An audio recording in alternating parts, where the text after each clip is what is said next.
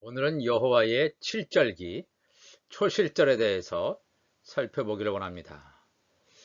이 여호와의 칠절기가 봄에 4개의 절기, 가을에 3개의 절기가 있습니다. 지금 우리가 봄절기 가운데 세 번째 절기입니다.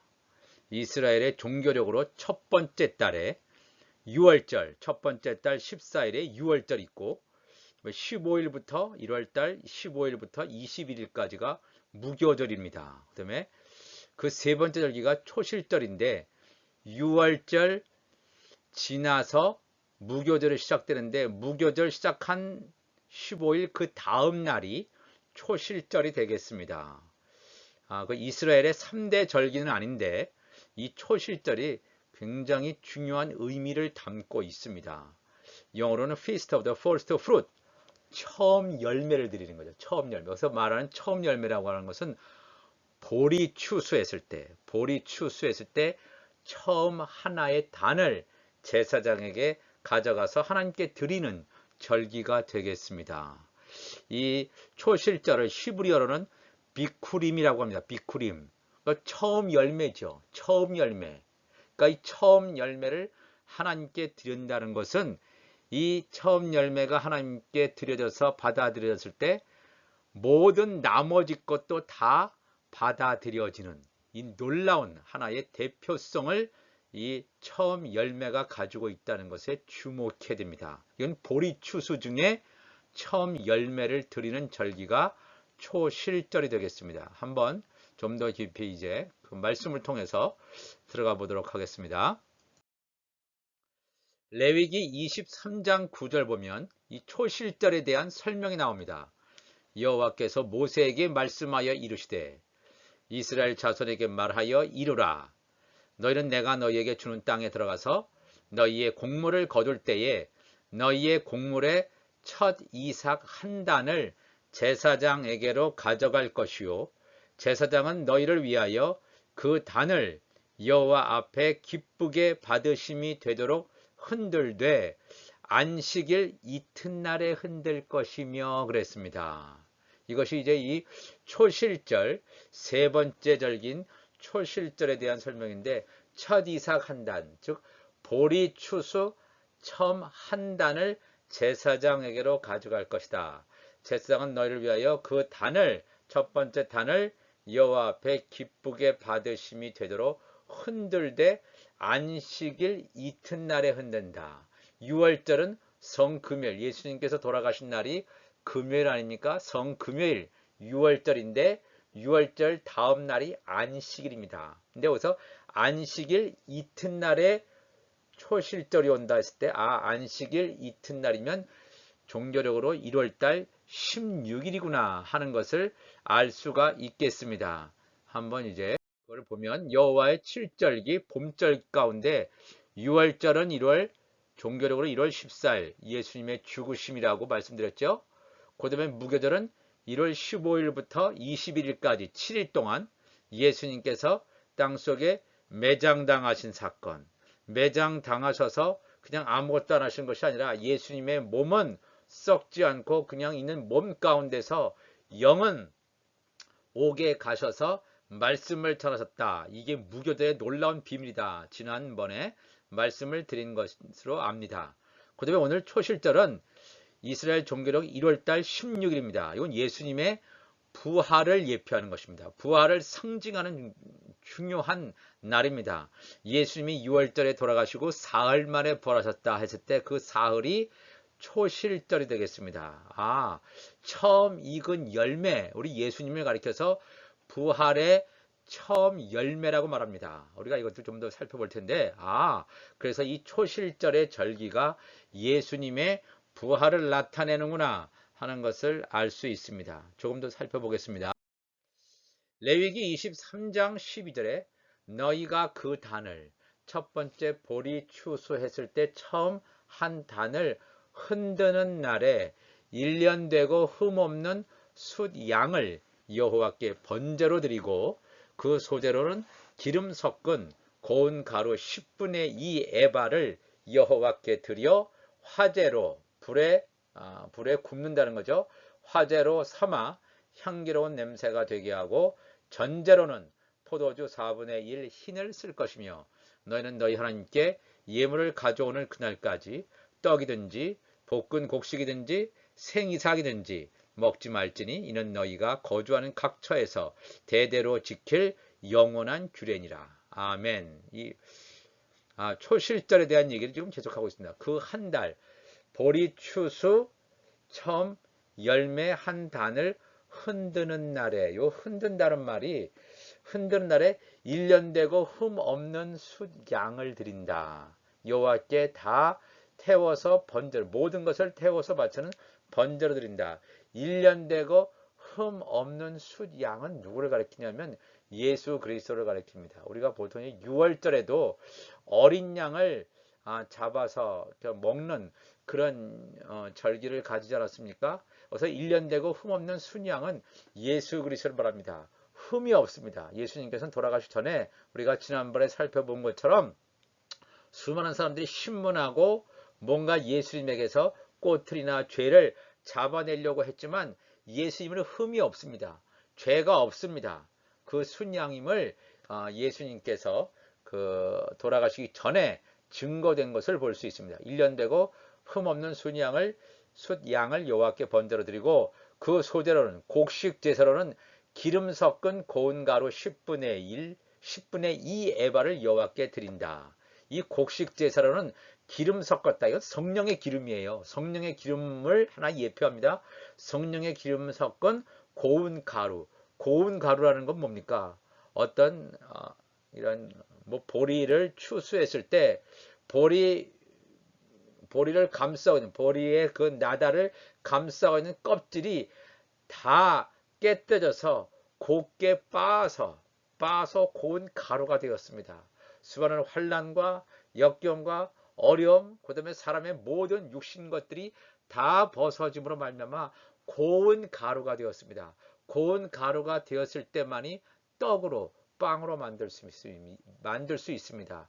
떡으로 빵으로 만들 때 기름을 섞어서 만들어야지만 떡이나 빵을 만들 수 있습니다. 그러니까 모든 사람의 이 육의 몸이 벗어지고 성령의 기름이 섞여졌을 때 온전한 하나님의 자녀 그리스도의 신부가 됨을 여기서 분명히 말씀하고 있습니다. 여기서 우리가 주목할 것은 이 초실절은 그 흠없는 순양, 기름 섞은 고운 가루, 예수님과 예수님께 붙어 있는 그 예수님의 신부 지체의 관계를 여기서 분명히 말하고 있는 것을 여기서 볼 수가 있습니다.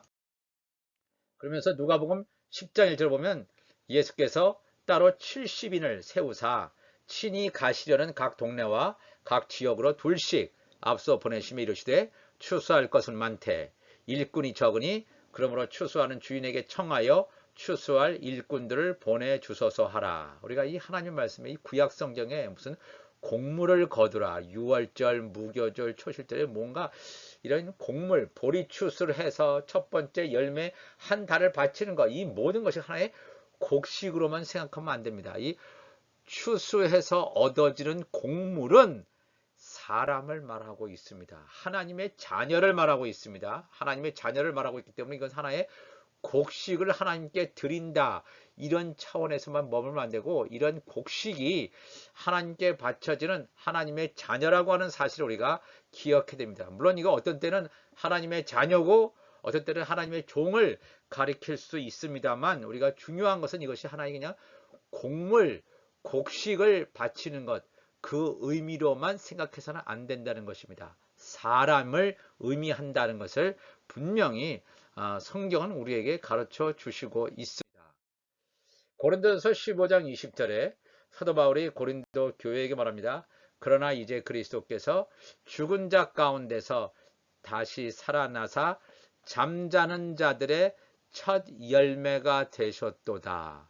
예수님께서 십자가에 죽으셨다가 사흘 만에 부활하신 사건을 사도 바울은 고린도전서 15장 20절 잠자는 자들의 첫 열매. 잠잔다는 건 뭡니까? 하나님의 자녀들이 영원히 죽은 것이 아니라 잠자는 자들의 첫 열매, 부활의 첫 열매입니다. 예수님 이외에는 하늘에 올라간 자가 없다고 그랬습니다. 부활한 자가 없습니다. 여기서 말하는 이 부활이라고 하는 것은 신령한 몸을 입는다는 것이 썩지 않는 신령한 몸을 입는 것을 부활이라고 합니다.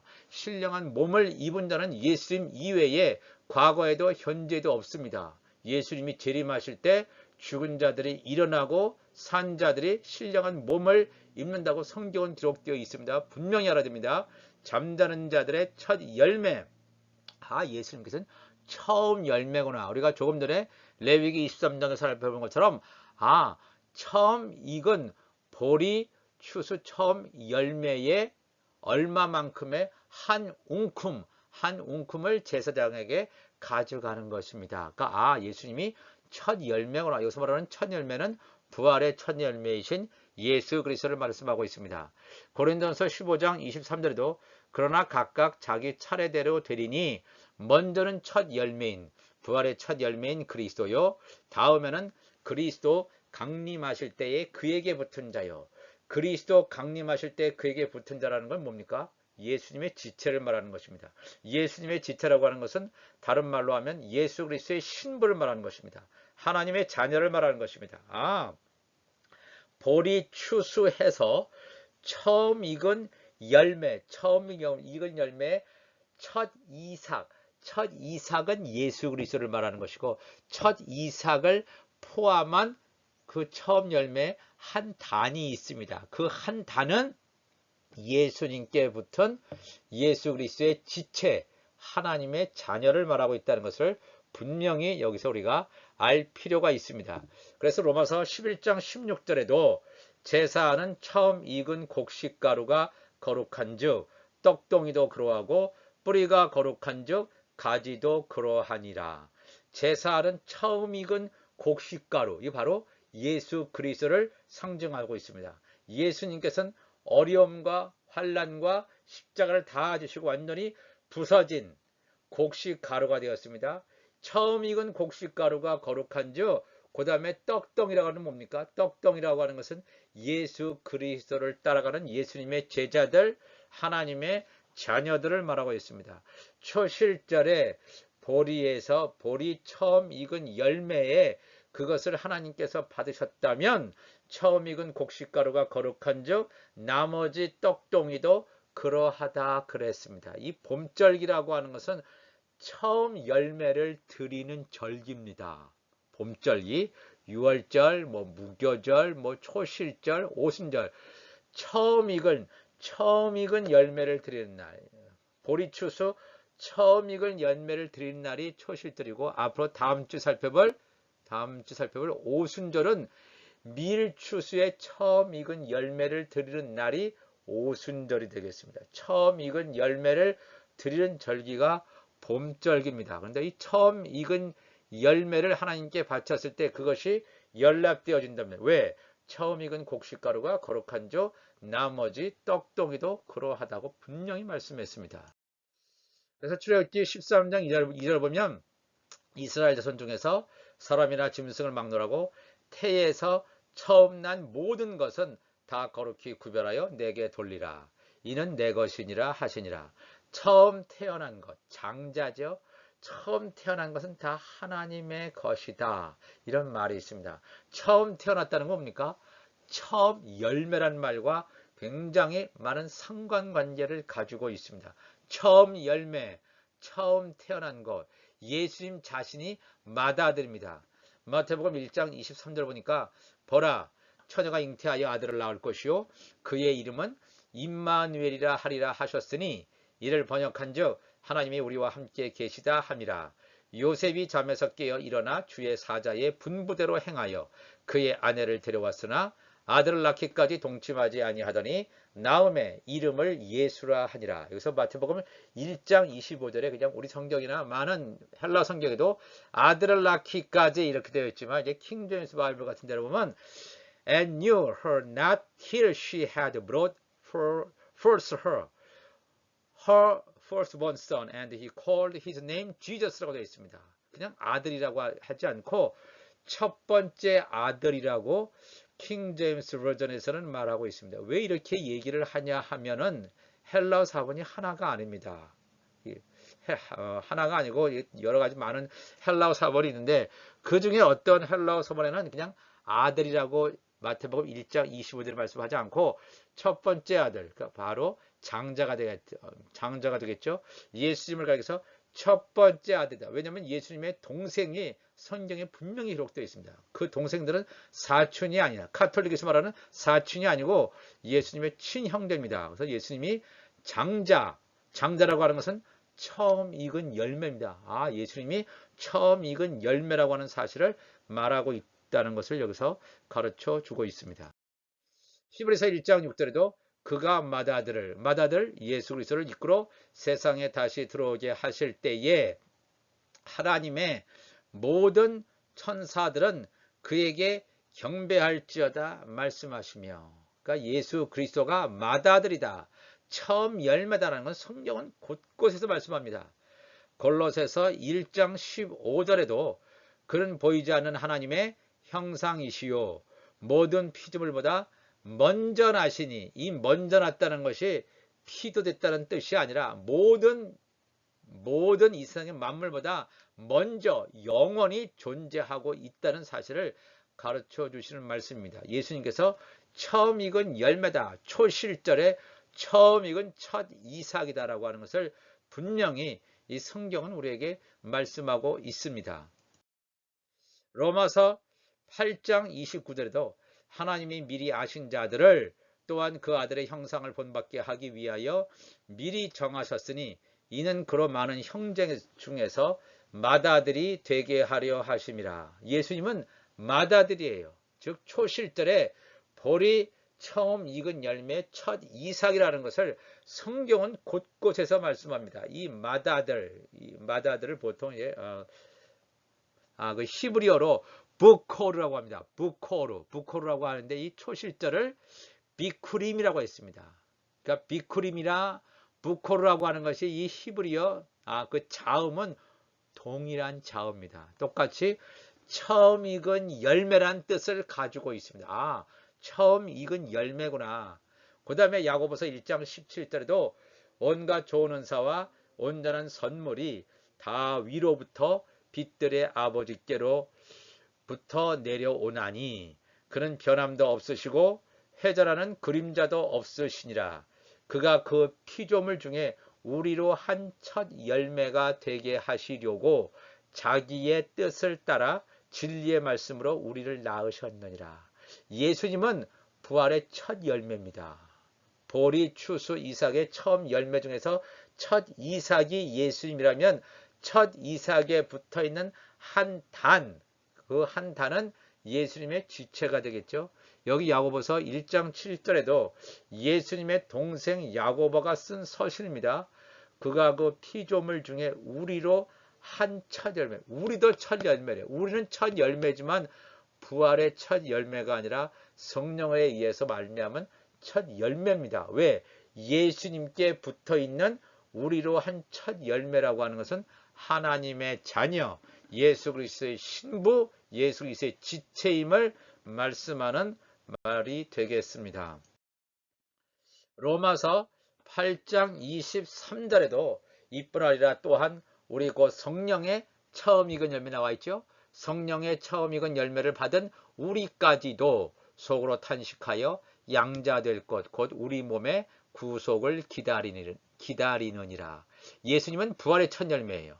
예수님 전에도 후에도 부활하신 분이 없습니다. 예수님은 부활의 첫 열매라면 우리는 예수님을 따라가는 예수님의 몸에 예수님께 붙어있는 성령의 처음 익은 열매란 말입니다. 보리, 추수, 이삭의 그 한 단에 속하는, 첫 이삭은 예수님이고 한 단에 속하는 자들이 성령의 처음 익은 열매, 다른 말로 하나님의 자녀들, 하나님의 아들 예수 그리스도의 신부를 말하는 것이 되겠습니다. 여호수아 5장 10절에 이 절기와 관계돼서 그 초실절과 관계된 그런 말씀이 있습니다. 여호수아 5장 10절에 이스라엘 자손들이 길갈에 진쳤고 그달 14일 저녁에는 여리고 평지에서 유월절을 지켰으며, 광야 40년을 지나서 이 모세는 이미 죽은 다음에 여호수아에 의해서 가나안 땅에 이미 들어갔습니다. 가나안 땅에 이미 들어간 상황 가운데서 전개되는 이야기입니다. 이스라엘 자손들이 길갈에 진쳤고 14일 저녁에는 이스라엘 종교력 14일 저녁 오후 6시부터 6월절이 시작된다 말씀드렸죠. 14일 저녁에는 여리고 평지에서 6월절을 지켰으며 6월절 이튿날에 그 땅의 소산물을 먹되 그날에 무교병과 볶은 곡식을 먹었더라 그랬습니다. 또 그 땅의 소산물을 먹은 다음 날에 만나가 그쳤으니 이스라엘 사람들이 다시는 만나를 얻지 못하였고 그 해에 가나안 땅의 소출을 먹었더라. 이 굉장히 중요합니다. 이스라엘 백성들이 애굽에서 떠나서 광야 40년 가운데서 생활할 때 하나님께서 그들에게 만나와 메추라기를 보내서 먹게 하십니다. 이 만나라고 하는 것은 하늘에서 내린 떡이지만 육신이 먹는 것입니다. 육신의 양식입니다. 육신의 양식이라는 것은 그것은 육의 양식이라는 것은 영원한 양식이 아니라는 것입니다. 이 육의 양식이 어느 기간에만 내렸느냐? 그들이 광야 40년 동안 그들에게는 만나와 메추라기가 내렸습니다. 그리고 그들이 이 모세가 광야 생활을 지나고 죽은 다음에 여호수아에 의해서 이스라엘 백성들이 가나안 땅에 들어갔는데 가나안 땅에 들어가서 며칠 동안에는 이 만나가 내렸습니다. 어떻게 할 수 있냐면 다시는 만나를 얻지 못하였고 그 땅의 소산물을 먹은 다음 날에 만나가 그쳤다. 그 땅의 소산물을 먹은 다음 날은 뭡니까? 초실절이 되겠습니다. 6월절 다음 날인 초실절에는 그들이 40년 동안 먹었던 만나가 초실절 전에 만나가 그쳤다. 초실절에 만나가 그쳤다 그랬습니다. 이 말은 뭐냐면 초실절 이후로는 무엇을 먹냐면 가나안 땅의 소출을 먹었다. 이 가나안 땅의 소출을 먹었다가 상징하는 예표하는 것은 뭐냐면 하나님 나라의 복음, 새 곡식을 먹는 것을 분명하게 말하고 있습니다. 광야 40년 동안은 육신적인 육의 양식인 만나를 먹었다면 이 가나안 땅에 들어와서는 하늘의 양식을 먹는 것을 예표하는 것입니다. 모세 시대에 한 1500년, 과거 예수님 오시기 전에 한 1500년 이상 동안에는 율법 시대였어요. 그 당시는 율법이 하나님의 말씀으로 주어졌기 때문에 하나님의 백성들이 율법을 먹었습니다. 율법을 읽었습니다. 율법대로 순종하면서 살아왔습니다. 그렇지만 그들이 율법대로 순종하지 못했습니다. 그러나 예수님께서 이 땅에 오신 그때부터는 하나님 나라의 말씀을 예수님께서 하십니다. 왜? 예수님 안에는 하나님 나라 천국 복음이 가득합니다. 예수님께서 입만 여시면 하나님 나라의 말씀이 선포되게 되어 있습니다. 내가 너에게 이르는 말이 영이요 생명이라. 예수의 말씀은 영이요 생명입니다. 이 가나안 땅에 소출을 먹게 하신 하나님의 의도는 뭐냐면 이제는 약속의 땅 가나안 땅에 들어왔으니까 너희들은 천국 복음을 먹어야 된다고 하는 것은 하나의 예표적인 사건을 말씀하고 있습니다. 우리가 이 말씀을 기억하시면서 오늘 우리가 함께 나눴던 이 초실절이라고 하는 것은 예수 그리스도의 부활을 예표하는 절기다라는 것을 절대로 잊어버려서는 안 될 줄 압니다. 6월절은 예수 그리스도께서 십자가의 죽으심, 그 다음 1월 15일에서 21일까지 7일 동안은 무교절인데 무교절은 예수님의 몸이 무교병이라고 그랬죠. 무교병, 누룩 없는 떡입니다. 왜? 예수님은 죄가 없으신 분이기 때문에 무교병입니다. 예수님의 살은 썩지도 아니하시고 무교병을 우리 예수 믿는 사람은 무교병, 예수님의 살과 피를 먹어야 된다. 우리가 분명히 요한복음 6장에도 그 말씀이 기록되어 있습니다. 우리가 성찬식 하는 것은 예수님의 살을 먹는다는 것은 예수님의 무교병을 먹는다는 거예요. 예수님의 무교병을 먹는다는 것은 예수님께서 우리에게 남겨주신 하나님의 말씀을 내가 먹는다는 것입니다. 그것이 무교절의 의미라면 오늘 이 세 번째 절기인 초실절은 예수님께서 부활의 처음 익은 열매로 부활하신 사건을 예표하는 그런 사건이 되겠습니다. 그런데 예수님만 부활하신 것이 아니라 예수님께 붙어있는 예수님의 지체들이 함께 보리추수 한 단에 속함으로 말미암아 놀라운 부활의 약속을 받고 미래의 어느 시점에 이제 분명하게 부활될 것임을 분명히 말하고 있습니다. 우리가 정말 이 말씀을 통해서 날마다 이 하나님의 시간표가 우리에게 열려져 있는데 하나님의 시간표에 맞게 오늘도 승리하시기를 바랍니다. 감사합니다.